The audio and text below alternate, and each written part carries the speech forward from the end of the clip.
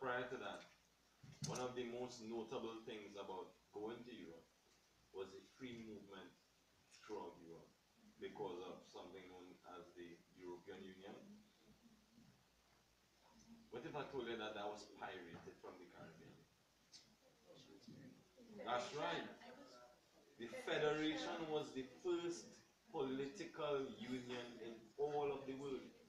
There were trade unions, not trade unions, but unions of countries coming together for trade, but never as a political system. Eric Williams was the first on this entire planet to try to bring countries together under one political federal system. And the European Union, they took it and they perfected it. And guess what?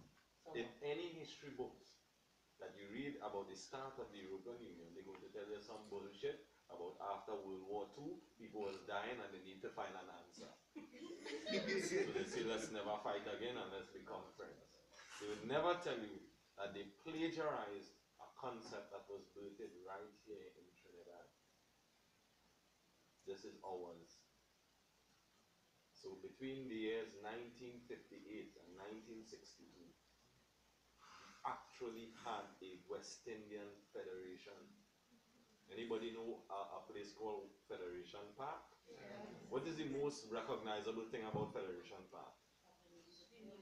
The names of the streets. The names of the streets are all the names of the Commonwealth Caribbean countries. That was supposed to be the diplomatic residential area of all Federation personnel. Port of Spain was actually the capital of the Federation. Our national anthem was the anthem of the Federation. There was a coat of arms. Huh? Well, it ended in 1962. Ironically, 1962. So, the first person we heard talk about this was a man called Christopher Lane. If you all don't know who he is, do some research. We went to a TED talk, and here was this, very clean cut. Sorry, the TED talk is on YouTube, right? Christopher Lane. You can look at the face. And here's this very, clean cut. There's no other way to say it. Here's this clean cut white man on stage talking about Caribbean history. And he pulls a flag out of his pocket and rips it in two. And then he goes on to explain that we need to dream again. And this was the first time the Caribbean dared to dream an impossible dream. That moment changed my life, and I know it changed Muhammad's life also. Because here we were looking at this man who is the owner of Gael, and he was telling us of a time when all of the Caribbean was fighting to have one single identity, because back then they understood that if we didn't unite, we would just be respective specks of dust in the Caribbean Sea. As a matter of fact, if you go anywhere in any of the other continents, they will just ask if you're from the Caribbean. They will just ask if you're from the West Indies.